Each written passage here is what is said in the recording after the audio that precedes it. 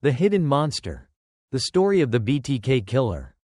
In the peaceful suburbs of Wichita, Kansas, Dennis Rader appeared to be the embodiment of the American dream. He was a devoted family man, a respected church leader, and a loyal employee of the local security company. But beneath this facade of normalcy lay a man whose depravity would shock the world, a man who called himself BTK. Short for bind, torture, kill. To those who knew him, Dennis Rader was the picture of reliability.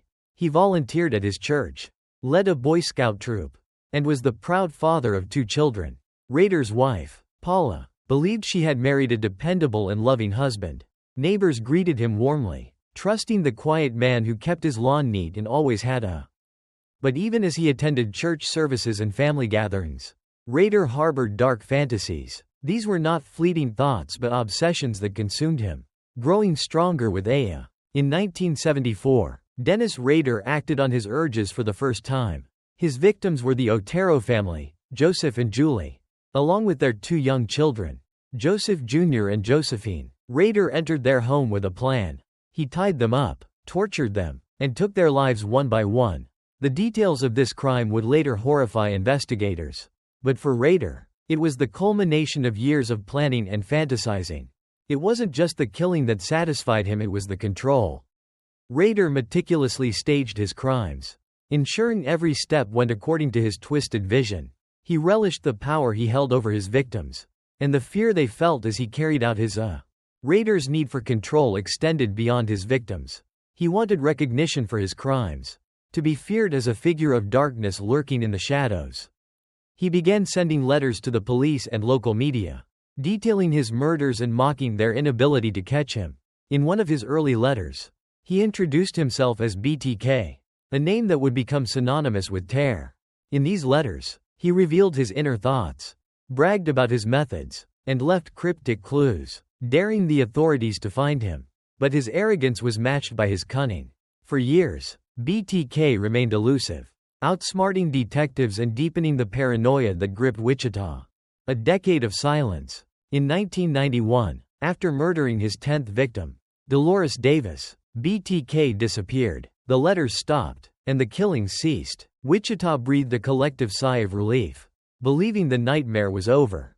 In reality, Dennis Rader was still among them, living a quiet life as a husband, father, and church elder. He had simply chosen to retreat into obscurity, confident that for over a decade, the BTK case grew cold.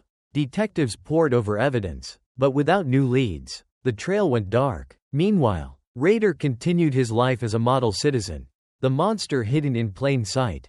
In 2004, Rader's craving for recognition resurfaced. He began sending letters again, reigniting the fear that had once gripped Wichita. This time, however, technology had advanced. In one of his letters, Rader sent a floppy disk, arrogantly believing it could not be traced.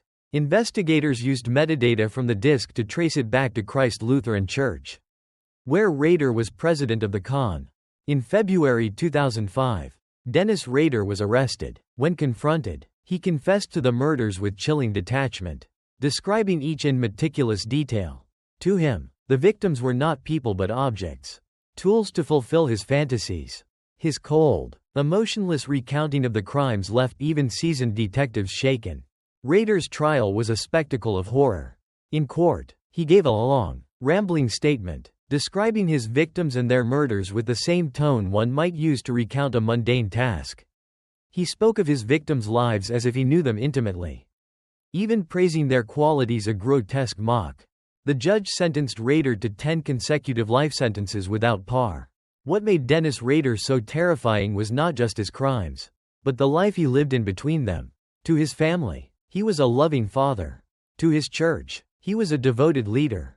But to his victims, he was a monster. This duality, the ability to hide his darkness behind an ordinary exterior, makes Rader one of the most chilling.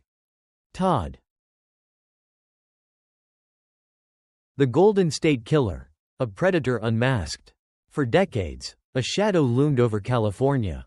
Known as the Golden State Killer, he terrorized communities from the 1970s through the 1980s, committing 13 murders, over 50 rapes, and more than 100 burglaries. His crimes left a chilling legacy. And for years, his identity remained a mystery. Joseph James DeAngelo was finally unmasked in 2018 as the man behind the atrocities. His double life, a predator at night and a seemingly ordinary man by day, shocked the nation. How could a former police officer, a husband, and a father hide such horrific deeds for decades? A reign of terror. DeAngelo's method was calculated and ruthless. He stalked his victims for weeks, breaking into their homes late at night. He bound their hands and feet, tormenting them psychologically as much as physically. With couples, he tied the husband and forced him to listen as he assaulted the wife, threatening murder if his carefully stacked dishes fell from the husband's back. He left communities paralyzed with fear. Women bolted their doors, and couples slept with weapons nearby. But nothing seemed to stop him. Over time, his attacks escalated to murder, as he killed with the same cold precision he used to plan his assaults. Hiding in plain sight. Perhaps the most chilling aspect of DeAngelo's story was his ability to blend in. He was a police officer during his early crimes, giving him knowledge of law enforcement tactics. After leaving the force, he worked as a mechanic, raised a family, and lived in a modest home in a Sacramento suburb. Neighbors described him as grumpy but unremarkable, a man who tinkered in his garage and muttered to himself. Little did they know, the man next door was the same predator who had terrorized their state. A breakthrough. For decades, the case grew cold, though detectives never gave up. In 2018, DNA evidence provided the long-awaited break. Investigators used genetic genealogy, comparing crime scene DNA to profiles in public databases.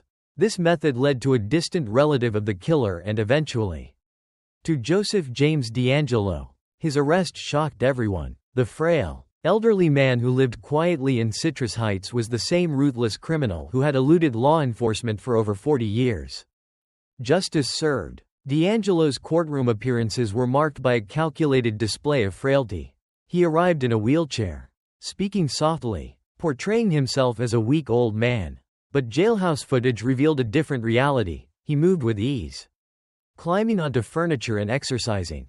This manipulation echoed the deceit that defined his life. During his trial, survivors and victims' families confronted DeAngelo, recounting decades of trauma. Though he muttered a brief apology, "I've listened to all your statements, and I'm truly sorry," his words rang hollow. In August 2020, DeAngelo was sentenced to life in prison without parole. The man who once terrorized an entire state would spend the rest of his life behind bars.